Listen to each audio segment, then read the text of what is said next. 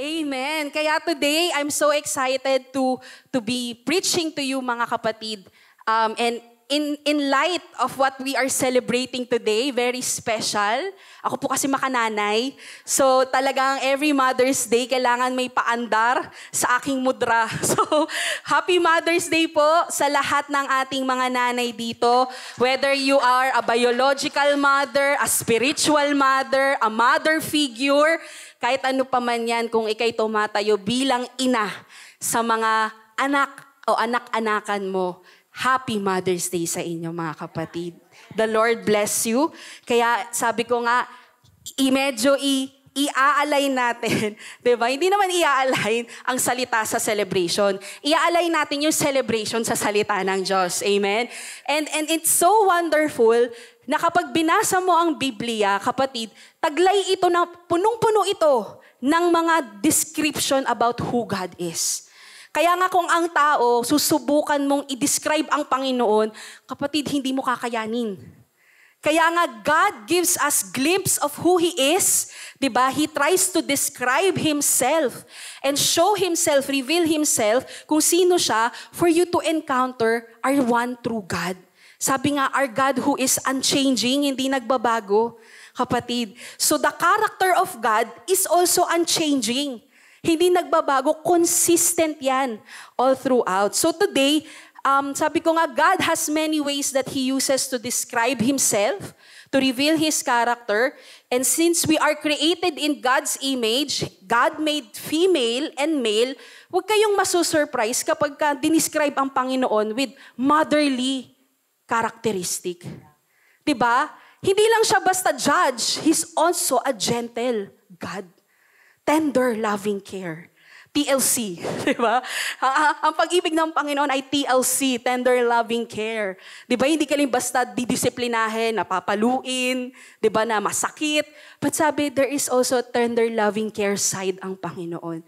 Kaya nga, if God is created, or man is created in the image of God, in the Bible, makikita nyo talaga that God is also described as hindi feminine hindi, walang gender ang Panginoon.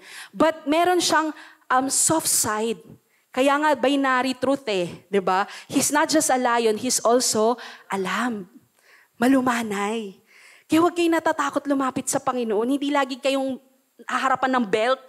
Di ba? Ayoko natakot. Di ba? May ganyan. And normally, sa pamilya, ang ganyan is ang nanay.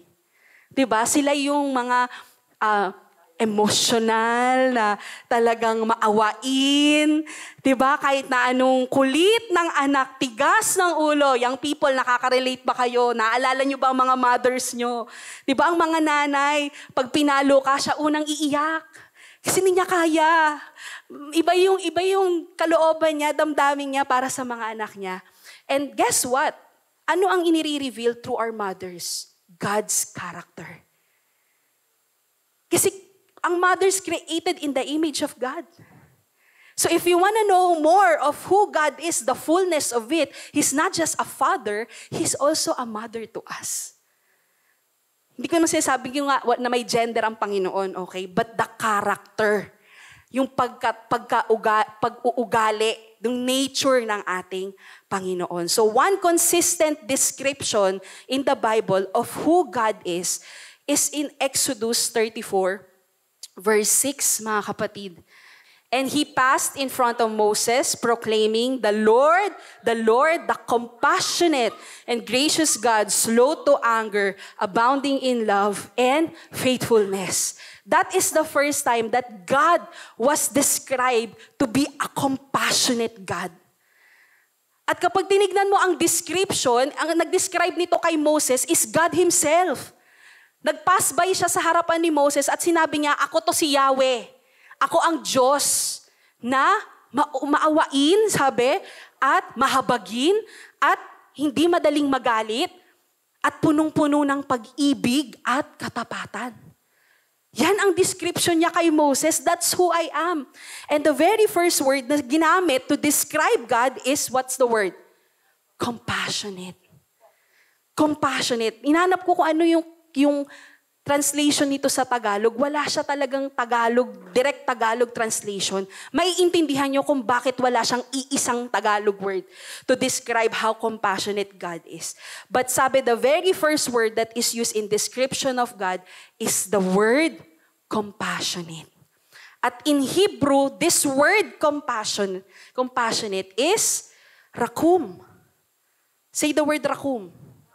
Hindi raccoon, rakum. Compassionate. And it's also a noun. The word compassion is rakamim. Ito ang magandang meme, rakamim. Rakamim. Yun nga yung basa ng mga Hebrew eh. Rakamim. Rakum at rakamim. So that word rakam or compassionate or rakamim, compassion, is directly related to the Hebrew word of womb. Pag sinabing womb, anong womb? Sinapupunan. So the word that described God, inirelate siya sa sinapupunan. Sino lang bang may sinapupunan dito? Guys, huwag kayong mag-expect na may sinapupunan kayo. Ang mga kababaihan lang ang may sinapupunan. Alright? The womb. And it speaks about the very core, the bond of a mother and a child. Kasi di ba sa womb na-form ang bata. Kaya nga ang nanay at anak, di ba, may talagang ibang connection yan eh. Kahit paglayuin nyo, bumabalik talaga. Hindi nawawala. Kahit tumanda kayo, trust me, kahit tumanda kayo, iti-text kayo ng nanay nyo, tatanungin kayo saan kayo, kasi iba. Di ba? Hindi man tayo lahat dito nanay, but we all have mothers.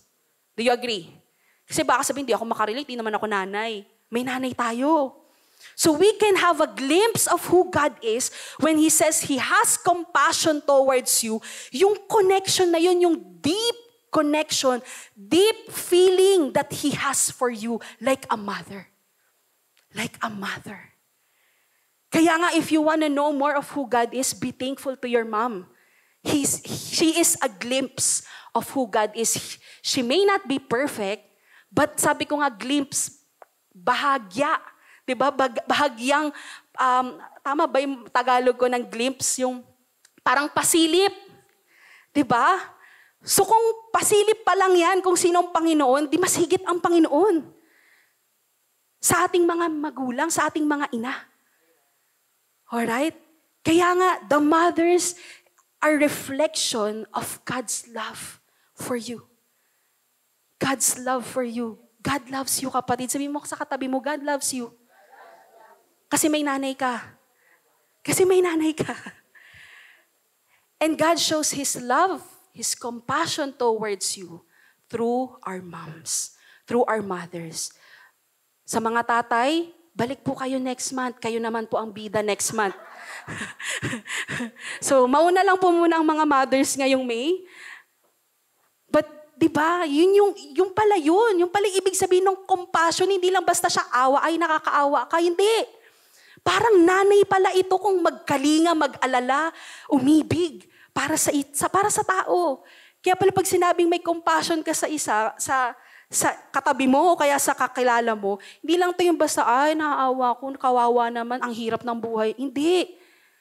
Parang pag-aalala pala ng isang ina. The love and the gentleness and the service that you give because you are compassionate to them is just like a mom. Just like a mom. Kaya this morning, I want to talk to you about reflection of compassion. It's a Mother's Day sermon on our key passage today in Isaiah 49 verse 15 to 16. Reflection of compassion. Kaya nga sabi ko, a glimpse, pasilip kung sino ang ating Panginoon. Alright? Though your mothers are not perfect, our mothers are not perfect, sabi nga, ang Diyos natin ay perfect. Kaya nga sa Isaiah 49:15 to 16, let's read our key passage today. Can a mother forget the baby at her breast and have no compassion on the child she has born? Though she may forget, I will not forget you. See, I have engraved you on the palms of my hands. Your worlds are ever before me. Wow. Wow. Ganito pinakilala ng Panginoon ang pag-ibig niya sa atin, dinescribe. Sabi niya, makakalimutan ba ng isang ina na may kailangang kumain na anak? Di ba? May kailangan akong padedehing sanggol matapos kong ipanganak. Di ba? Kung talagang matinong ina, di ba? Walang makakalimot. Kahit na inaantok na yan, nagpapadede. Di ba? Bawal makatulog kasi baka magulungan ko yung baby sa puyat. Is real. Maliligo ka, biglang iiyak yung bata. Naku, hindi ko pwedeng talikuran kasi kailangan niyang kumain. Kaya nga sabi, can a mother forget the baby at her breast? Yung kailangan niyang pakainin, alagaan. Sabi niya, though she may forget, makalimutan ka man ng nanay mo, God's promise for you is that I will not forget you. Kaya nga, wala man tayo, may meron mang iilan sa atin dito na hindi na nila kasama ang kanilang ina. Hindi dahil nakalimutan ka na wala nang mag-aalaga sa'yo. Sabi ng Panginoon, I will not forget you. Sabi niya, tignan mo, nakaukit ka sa palad ko. Nakaukit ang pangalan mo, ang buhay mo sa palad ng Panginoon. Hindi nawawala yan. Kaya kalimutan ka na ng lahat, iwan ka man ng nanay mo. God will not forget you. He sees you, kapatid. Sabi mo sa katabi mo, God sees me. Nakikita ka ng Panginoon, di ka niya nakakalimutan. Kaya kung pakiramdam mo today, nakalimutan ka na ng Panginoon, God did not forget about you. He still cares for you like a mother cares for a newborn baby. Alright? So what is like for God to have deep emotion for us? Kung gusto natin talagang matunghayan kung gaano ka-deep. Kasi sabi, hindi lang to basta feeling eh. Sabi, it's a deep, intense emotion of God for us. Hinintulad ulit yan sa nanay. In 1 Kings, alam niyo ba yung kwento ng dalawang nanay na nag-aagawan sa isang bata? Ewan ko kung naano nyo na yung Bible story na yan. There were two mothers who are parang nag-aagawan sila sa isang bata. Kasi may dalawa silang nanganak, pero yung isa namatay. So nagkaroon sila ng debate, kaninong anak yung buhay? So humarap sila kay King Solomon. In 1 Kings, hinarap nila ang hari. Sabi niya, Haring Solomon, ikaw ang magdesisyon. Kanino ba tong batang to? Kasi ganito, dami na nilang kwento. Hindi akin yan, hari. Diba sabi? Sabi pa nung isa, hindi akin yan. Anak ko yung buhay. Sa kanya yung namatay. So ang resolution ni Haring Solomon ay pakuha ang sword. Sabi niya, dahil di kayo magkasundo, nag-aaway kayo, hatiin natin yung bata sa dalawa. Para tig-isa kayo na may anak. Anong sagot ng nanay? In 1 Kings 3:26 sabi, the woman whose son, yung totoong nanay, sabi niya, the son who was alive, she was deeply moved out of love for her son. In other translation, she was moved out of her compassion. Yung deep emotion niya for the child. At ang sabi niya, King Solomon, wag mo nang gawin yan. Okay nang wala akong anak, basta wag mong papatayin yung bata. Ibigay mo na lang yan sa isa. Okay nang mawalan ako. Because the mother could not bear for the son to suffer. That's the compassion of a mother. So how deep God's emotion is for you, He doesn't want you to suffer. So if you're asking why can God allow good people to suffer, He doesn't want you to suffer. He is deeply in love with you. That He'd rather, di ba, parang gave up His interest for your interest. Huwag ka lang mapahamak. That's the kind of love God has for you.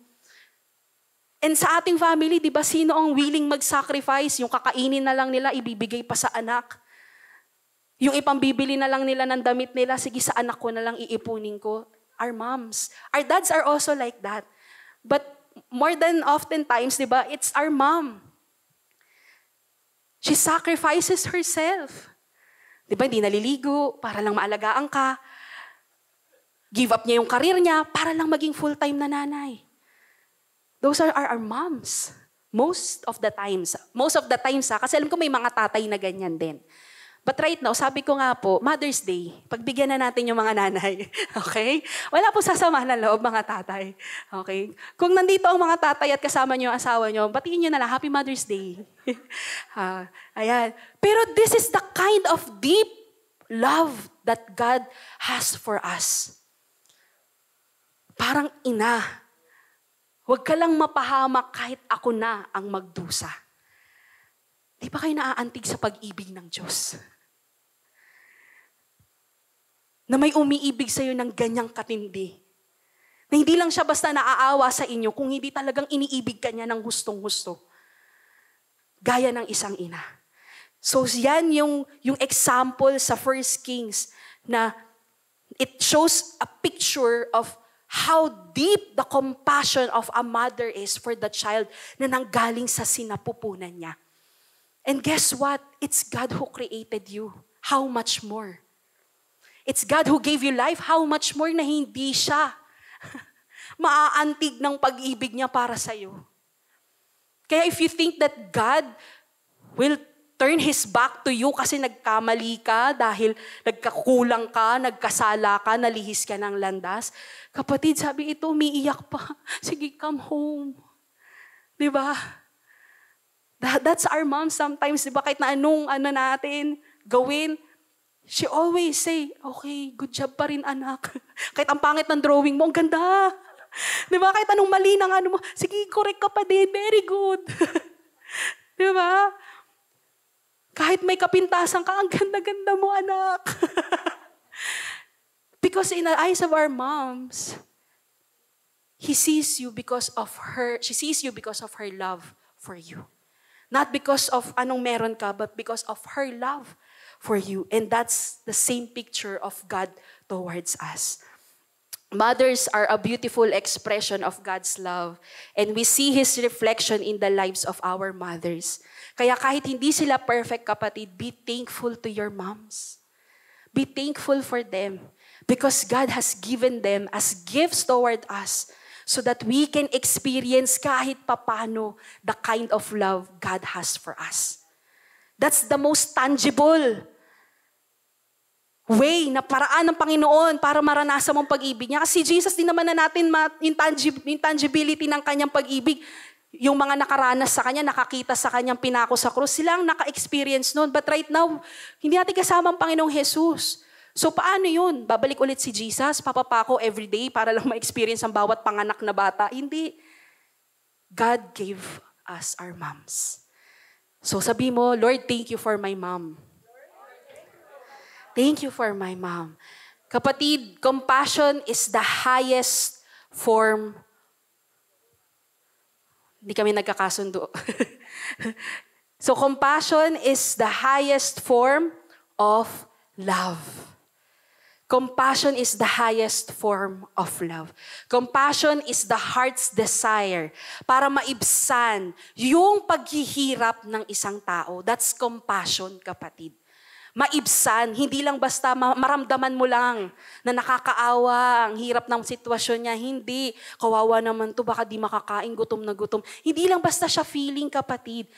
It's to alleviate, maibsan, mayroon kang dapat gawin para makontian o mabawasan yung paghihirap ng isang tao. That's compassion pala. Hindi siya same ng awa lang. Kasi awa is the emotion, the feeling. But compassion is grace, kindness, mercy, forgiveness, patience, and love all in one. Kaya it's the highest form of love. And God described Himself as a compassionate God. And we will see kung paano na-reveal yung compassion ng Panginoon sa atin. You know, compassion is more than just an emotion. It also communicates in action. Love in action. Alright? The word rakum. Remember the word rakum? What's rakum? compassionate, the word rakum is often used to describe God's action, motivated by His compassion to you. Kaya in the Bible, lahat ng ginawa ng Panginoon, we thank Him for all He has done. What He has done is because of His compassion towards you. His grace, His kindness, His patience, His forgiveness, His mercy, His love, and gentleness towards you. That's compassion. Kaya mapapa-thank you ka na lang talaga eh. Di ba? Kung imaginein mo sa nanay mo, di ba? Mapapa-thank you ka na lang kahit ang pasaway mo. The same way with God, we can thank God kahit no matter how stubborn we are, how unfaithful we are at times. Sabi nga, He is slow to anger. That's patience. That's forgiving. That's graciousness. Diba? He is full of love and faithfulness. He's loyal to you. Hindi nang iiwan basta-basta ang Panginoon. So how does God show His compassion? One, just like mothers, He shows His compassion by nurturing us. By nurturing us. Pag sinabing nurturing, ano ba yung nurturing? Inaalagaan. Hindi lang basta binibigyan ng buhay, pero inaalagaan ang buhay na meron siya. When we say nurture, it is your desire to care, to protect your child. And that's who God is to us. Kaya nga, if He is unchanging, His love and care and protection sa'yo is unchanging, kapatid. Like when the Israelites are suffering and oppressed in the wilderness, di ba, nagugutom sila, God still heard their cries. Di ba, hindi naman kasalanan ng Panginoon, bakit sila paikot-ikot sa wilderness? Dahil sa katigasan ng ulo ng mga Israelites. Reklamo sila ng reklamo. Ba't nyo pa kami sinagip, Lord, sa Egypt? Sana binalik mo na lang kami sa Egypt kung magugutom lang kami dito. Ano ba yan? Puro tinapay naman. Sounds familiar ba yung mga reklamo? Mama, mechado na naman. Sana nga may mechado lahat, di ba? Mama, siomay na naman ulam natin. Wala na bang iba? Di ba, minsan nagreklamo pa tayo sa mga nanay natin. Pero hindi nyo alam, mga kapatid, di ba? Yung pag-iisip, pag-alala nila kung ano ipapakain sa inyo, kung ano yung sapat lang doon sa pera na meron sila. Minsan naghahangad pa tayo ng sobra-sobra. Pero hindi naman tayo pinapagutom ng mga nanay natin, di ba? Kahit nagre-reklamo ka, sige, kumain ka na lang din. Subuan pa kita. Di ba? Kahit magreklamo ka ng tanghalian, may hapunan ka pa din. That's God to the Israelites. When He heard their complaints, their cries, Lord, ano ba to? God is still compassionate towards their cry. Nagugutom kami. He provides everything that they need, the food, the water, the clothing, as He personally guides them. The same way God is to us today. He provides for all of our needs. The basic needs. Minsan tayo lang talaga hindi makontento, naghahangad lang tayo. Pero pag tinignan mo, God has already provided for you. Di man maganda bahay nyo, but God has given you house. May home ka. Gahangad ka na mas magandang pamilya, God still bless you with a family. So kung titignan mo, out of your complaint, bless ka. Parang yung mga Israelites, complain sila ng complaint, di nila alam, God is blessing them. For the 40 days na nasa wilderness sila, hindi nagkulang ang Panginoon. He still guides them. Diba? Naalala ko minsan, nanay ko, pag sinermonan niya ako, sisermonan ko din siya. Diba? Pag pinagalitan na ako ng nanay, may mga nakaka-relate na nanay yata. Andito po ba ang anak niyo, mami? Diba? May ganyang lalo ngayon sa generation natin ngayon, na ang mga bata is mas maalam, mas advanced. So some of the kids, they think they have the right to be above their mothers, their dads. Diba? Kasi mas alam nila. Kaya nga kapag sinemon, mali, di mo ba alam? May ganun pa, so taas pa yung boses ng anak eh. Ginisa ganyan ako sa nanay ko, so sorry ma, kung mapanood mo man to. Sorry ma. Kasi ganyan din ako. Kung mas mataas ang boss ng nanay ko, mas mataas din ako sa kanya. Pero, kahit ganun pa man, masaktan ko man ang nanay ko, He continued to raise me up. Guided me until makarating ako kung nasan ako ngayon. Hanggang ngayon, she still supports me kahit na LDR kami ng mother ko. 'Di ba? Ramdam ko pa rin na yung mga ganito mo, gamot mo, ganyan, vitamins mo, andun pa rin yung pagpapaalala ng isang ina. Hindi nawawala. Kahit tumanda ka na, magkapamilya ka, magkaanak ka, naririnig mo pa rin yung alingaw-ngaw ng boses ng nanay mo. Ngayon, ang tinatanong na lang niya, kasi naririnig ko sa nanay ko, hindi na niya kinakamusta yung anak niya, yung kapatid ko. Ang mga apo na, yung mga bata, pinakain nyo na ba? So, talagang nagmumultiply. Generation to generation, nandun ang nanay. Diba? So, what I'm trying to say is that God is the same way to us. Isaiah 49 verse 10, sabi, this is the desire of God. They will neither hunger nor thirst, nor will the desert heat or the sun beat down on them. He who has what? He who has rakamim. Rakamim on them will guide them and lead them beside springs of water. That's God's love. That's how God takes care of each of us. Sabi, they will neither hunger nor thirst. Yan ang sinabi niya sa Israel.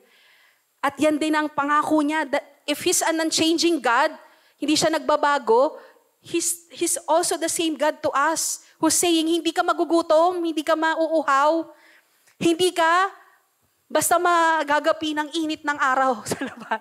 Kahit mag-amoy araw ka, hindi ka magagapi ng araw, kapatid. Mag-aamoy araw ka lang.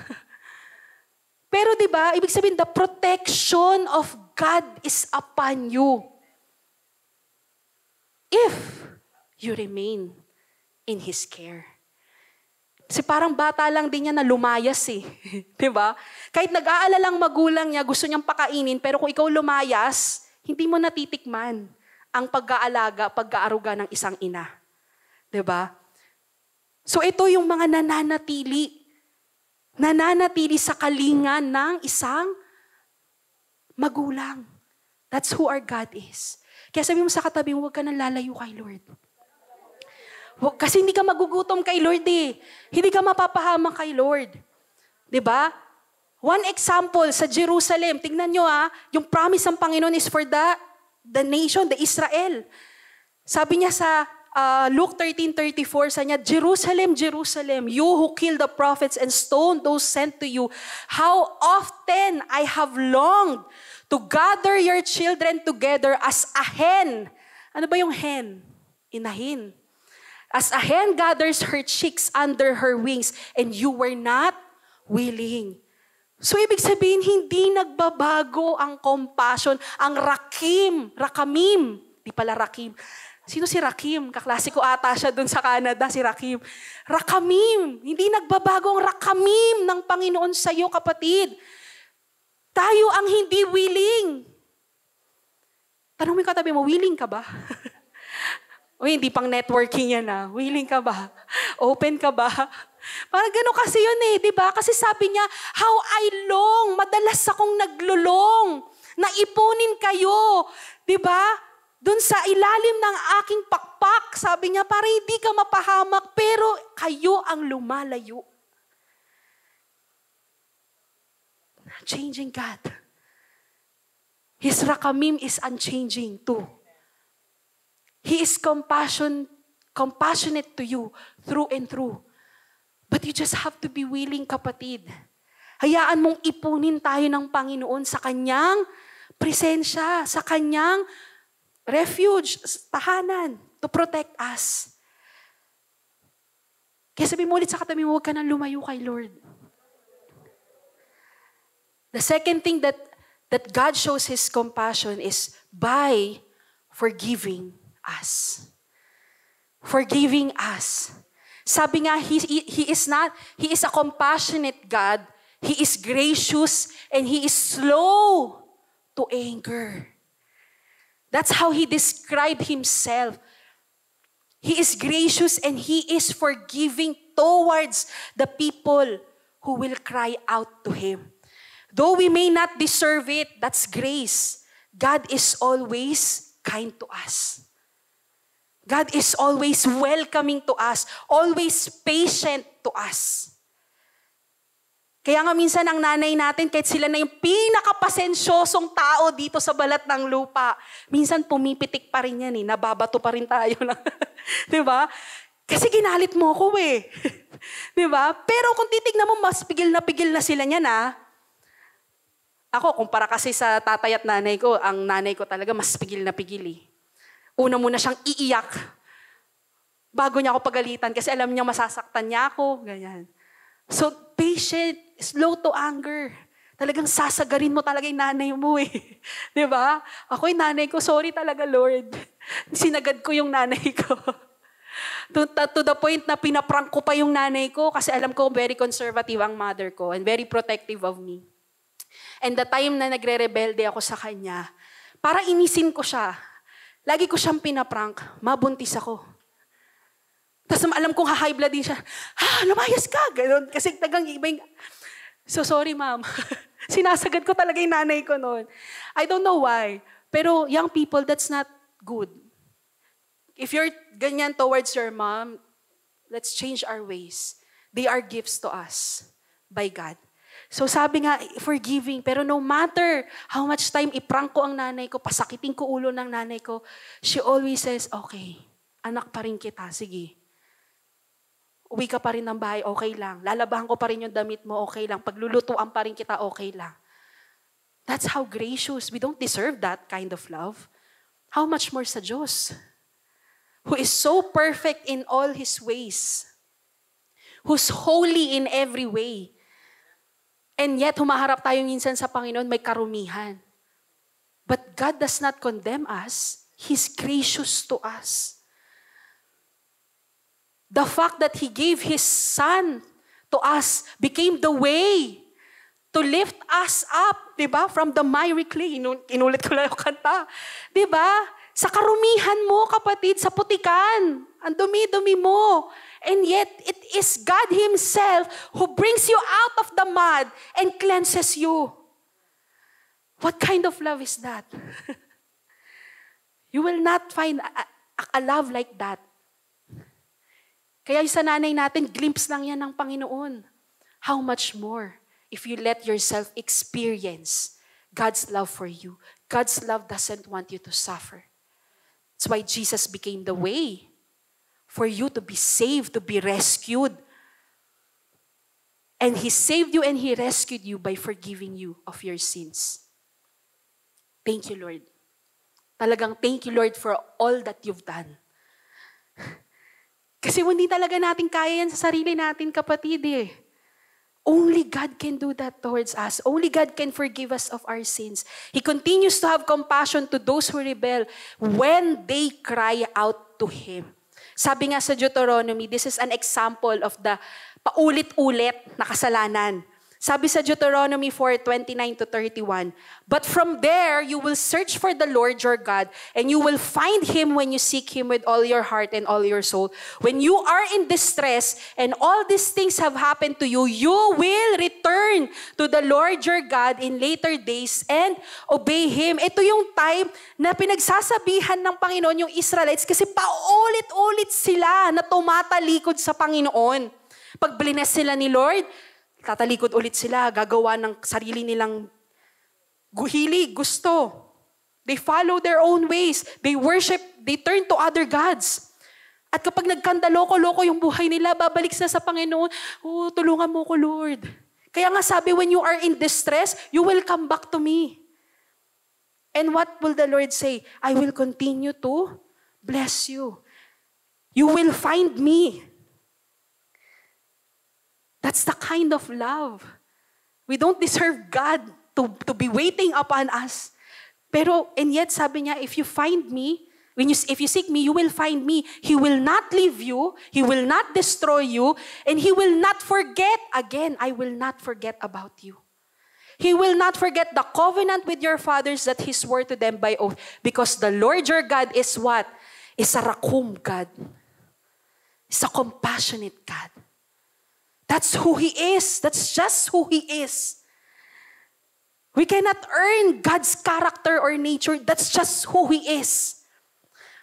Kahit pag-isip-isipin natin, paano mo ako napapatawad, Lord, ng paulit-ulit? Paano mo ako pinagpapala ng paulit-ulit kahit napakatigas ng ulo ko? That's just who He is. Just because that's God. Kaya natanong ko rin yan sa nanay ko, Ma, bakit di mo pa ako pinalayas? Kasi mahal kita. Anak kita. I will not forget about you. You are my child. Meron nga siyang tula, as long as I live, my baby, you will be. Yan ang lagi niya, hanggang sa mga kaapuhan niya, pinapasa niya yung tula na yan. I love you for always. Yan yung pamagat ng tula. And as long as I'm living, my baby, you will be. As long as God is existing, you will be His baby. You will be His baby. So what's stopping us from coming to God and remaining in the Lord and His love for us? Yan ang sinabi ni Jan Remain in His love. Remain in God's love. That's the kind of love of God. Compassionate love of God. He will not leave you, destroy you. Sige, sabihin mo yan sa sarili mo, God will not leave me. God will not destroy me. God will not forget about me. That's the truth. So kung may nararamdaman ka that tells you something, that tells you otherwise, speak of the truth. That's not my God. This is my God. This is my Rakim God. He will not leave me. Rakum. Sino ba si Rakim? God bless Rakim kung nasan man siya ngayon. Ang dami ng pagpapala ni Lord kay Rakim. He's a Muslim, by the way. Kung di nyo masabi sa pangalan niya, he's a Muslim. But God bless Rakim. Diba? He will not forget about me. He will not destroy me. So that's the kind of God's love, the love of God. Sabi niya, Micah 7:19, His promise is that you will again have compassion on us. You will tread our sins underfoot and hurl all our iniquities into the depths of the sea. That's the forgiving God that we have. Because of His compassion to you, kapatid. Again and again and again. Hanggat bumabalik ka sa Kanya. Hanggat may oras ang Panginoon para sa'yo. Remember, we're talking about time. We do not hold time. Who knows if that's the last time that God will show compassion on you. Because that's the end. So wag nyo ring sagarin ng Panginoon. Kasi the last time na may sumagad sa Panginoon, si Parao. Diba? Si Pharaoh. Hinayaan niya. So kahit nalulunod na siya, diba, habang hinahabol niya si Moses at ang mga Israelita, hindi nagbagong pag-ibig ng Panginoon, pero dahil sa katagasan ng ulo, He allowed him to experience the consequence. God's compassion is not tolerance. That's what I'm saying. Hindi yung kung bakit nagpapakita ng compassion ng Panginoon sa'yo over and over again, tinotolerate ka niya. Hindi ganun yun, kapatid. If you read this, He showed compassion again and again to those who will return to Him. Remember sa Deuteronomy, if you find me with all your heart, with all your soul, hindi half-hearted. Alam ng Panginoon, ang kalahati lang. Minsan, quarter lang 1/4 lang. Diba? So alam ni Lord, okay. Pero hindi ibig sabihin, hindi ka na mahal ng Panginoon. It's just that, He will not also tolerate yung consequence ng kasalanan ng tao. But if you find Him with all your heart and you repent and you seek Him with all your soul, sabi niya, you will again have compassion from Him. Amen? The last thing is, how does God show His compassion to us? By comforting us. Kapatid, hindi lang to yung I know we had a sermon about this, but when we say comforting, hindi lang to yung to make you feel good. Kasi when you dig deeper of the term comfort in the Greek context, kapatid, pag sinabing comfort, it's your strength, your shelter, your refuge. That's comfort that comes from God. God comforts us in all our troubles. Walang pinipili yan. Kaya I really thank God for my mom. Sa lahat ng pinagdaanan kong lubak at lubog at putik, there's one constant person that's always been there with me. It's my mom. To give me strength, to give me hope, to give me refuge, na masasandalan, mahihingahan. Kasi kilala ko lang nanay ko, kaya hindi ako nakapagtago sa kanya. Diba? Wala na ako maitatago sa nanay ko. Alam niya kung kailan ako talagang nagsisinungaling. Alam niya kung kailan ako may kalokohan. Alam niya kapag meron kasamaan akong ginawa. Grabe, kala mo nung sama naman ako. Hindi, pero pag naaalala ko yun, I really thank God for my mom. She's always been there for me. So it's more than just making you feel good about the situation. But it is to give you a source of strength. And God longs to be our main source of comfort in times of loneliness and loss and distress. 2 Corinthians 1 verse 3 to 4 sabi dito, praise be to the God and Father of our Lord Jesus Christ, the Father of Rakamim, the Father of compassion and the God of all comfort, who comforts us in all our troubles. Kaya wala kang maitatago sa Panginoon. Hindi totoo yung aayusin ko muna yung sarili ko bago ako marap kay Lord. Kapatid, hindi. Only God can help you and comfort you in that kind of trouble. Babayaran ko muna ang mga utang ko bago ko magbigay sa Panginoon. Kapatid, alam ng Panginoon kung nasaan kang sitwasyon. And God will comfort you there. So, do not be deceived. Sabi, who comforts us in all our troubles, so that, ano yung last line dyan? So that, let's read it together. So that, we can comfort those in any trouble with the comfort we ourselves receive from God. Amen. So how can we reflect the compassion of God? How is the compassion of God being reflected? Through us then, kapatid. Who went through troubles, who received the comfort of God, we too can comfort those who are in trouble. If God is compassionate and you are made in His image, then you too are expected to be compassionate. To be rakamim. No, to be rakum. To be rakum. Be compassionate, kapatid. Genuine compassion is God's placement of His love, yung deep emotion niya in our hearts so that we can show it to others. The same way God uses our moms to show compassion to us, God can also use us, hindi lang ang mga nanay, all of us to show compassion to others. So yan, mga tatay, included na kayo doon. Diba? Sabi, He will answer our prayers and requests because compassion is the highest form of love. Kaya nga when we pray for others, it shows that you give importance to the interests of others before yourself. Lord, yung akin, sa Kanya na lang, mas kailangan niya eh. Diba? Lord, baka meron akong pwedeng ibigay dito sa mas nangangailangan. Di ko naman to ginagamit eh. And God will bless you. God will bless that kind of prayer and desire. Because that's who He is.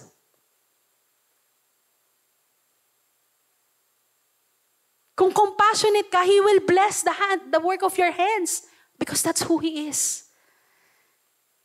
Kaya nga kailangan ma-develop din sa atin yun. God, if I'm receiving and experiencing your compassion, let me show compassion to others.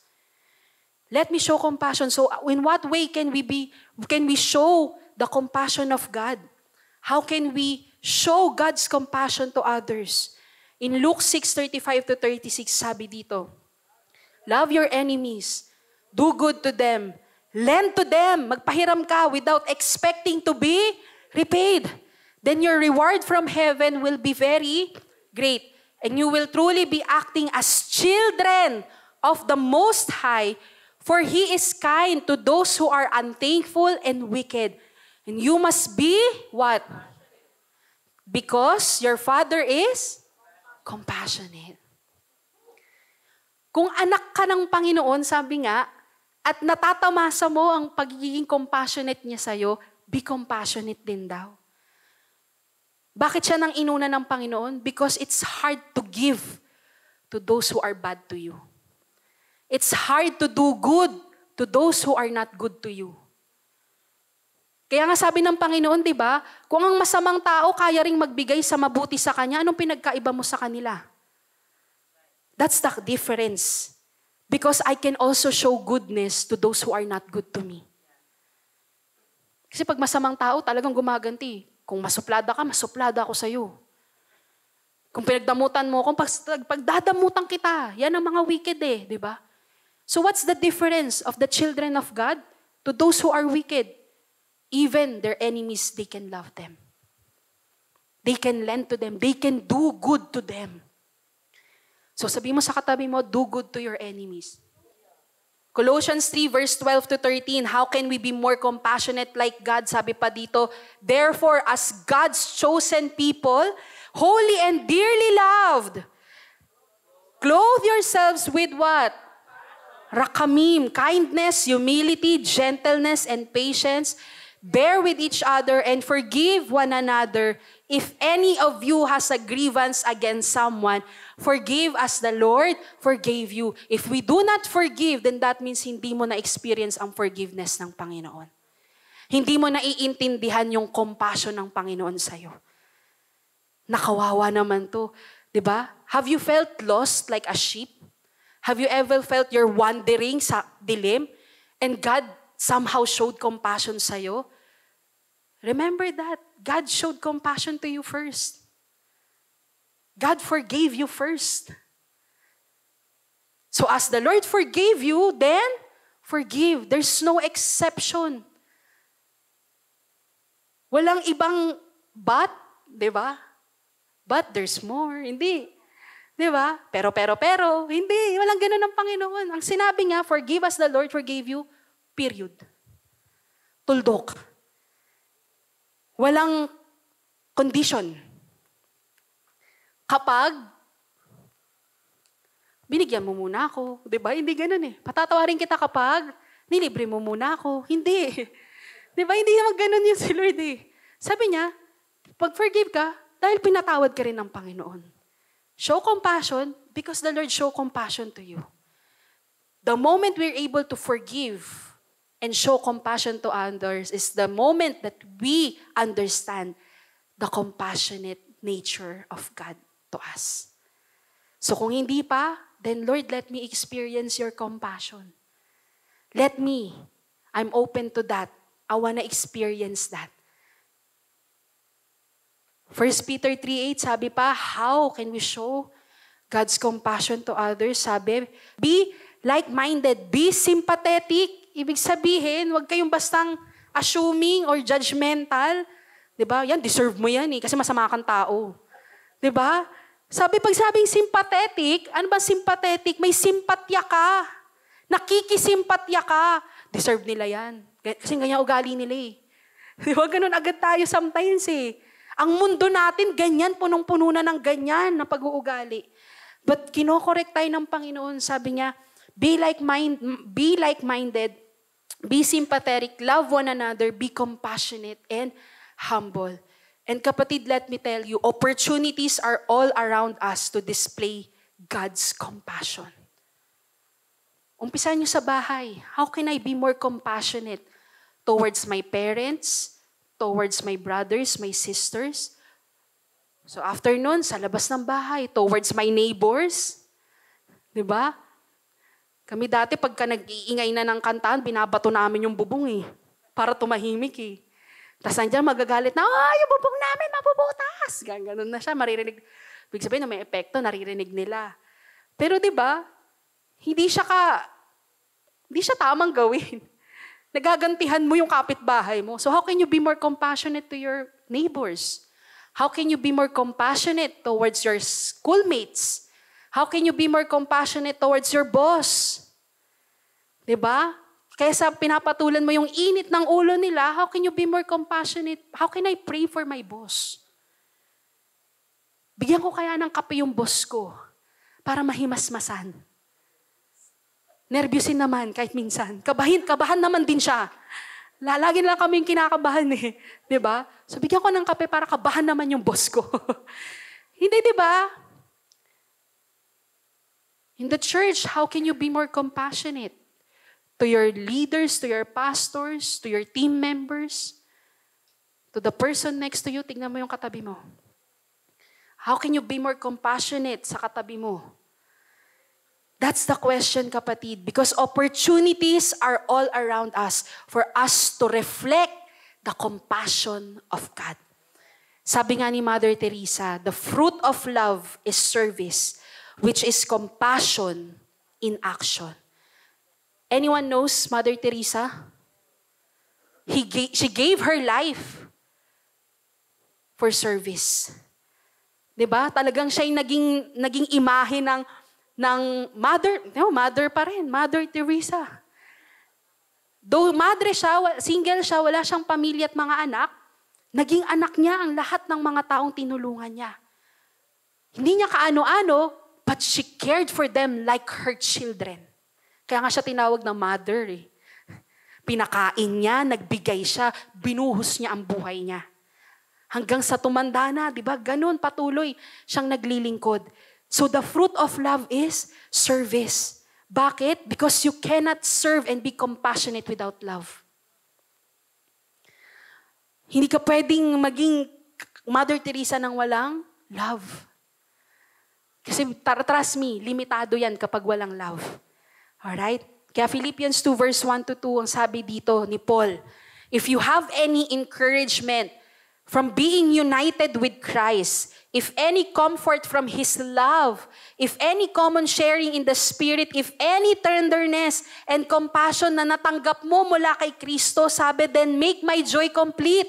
Sabi ng Pastor Paul, sabi, by being like-minded, having the same love, being one in spirit and in one mind. And this is in the context of serving one another, being humble, and say, let me serve you first. Bago yung galit ko. Bago yung inis ko, sige, anong kailangan mo?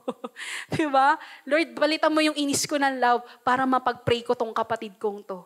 Tigas kasi ng ulo eh. May ganun pa kay Lord eh, diba? Tigas kasi ng ulo. Pero kapatid, sabi nga, the same spirit and mind as Christ. Be like that.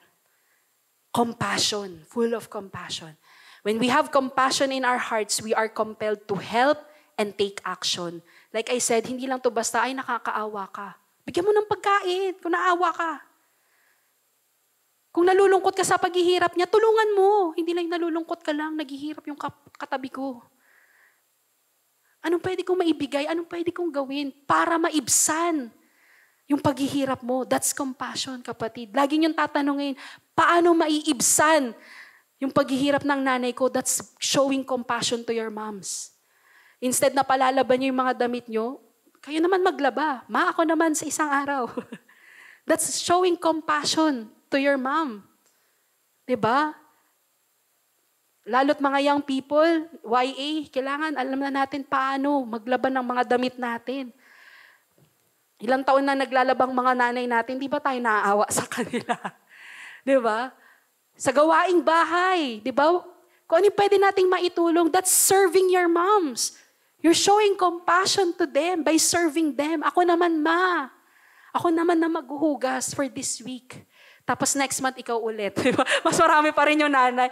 This week ako, pero next month, ikaw naman. Diba? Pero at least, nagle-level up na tayo mga kapatid. Hindi lang tayo basta naasa lang. Alright? So, it's our empathy toward one another, the practice of seeing others as people in need of compassion. All of us need compassion. Kahit na anong estado mo sa buhay, ano yung natatamasa mo ngayon sa buhay mo, every one of us needs compassion. So be kind to one another. Alright? Hindi lang din tayo yung basta tayo lang ang receives ng kindness. Magpakita rin tayo ng kabutihan. Paano naman din kita matutulungan, kapatid? Kasi natutulungan mo rin ako eh. So paano naman kita pagtilingkuran? Sabi, be that kind of same mind as Christ. Diba? And when we are most enabled to show compassion to one another, that's when we understand the depth of God's compassion towards us. So as we are celebrating Mother's Day today, I know life becomes busy sometimes na nakakalimutan natin na meron magandang regalo ang ating Diyos sa atin, sa buhay ng ating mga ina. Maaring di mo kasama ang ina mo ngayon, but you still had an opportunity to be able to enjoy that gift in your life. So be thankful to God because kasama mo man ang nanay mo ngayon or hindi, God will not forget about you. If your mothers are compassionate, God is the most compassionate of them all. He sees you right now. He remembers you even right now. And He cares for you the same way. More than a mom would care for you. That's God to you.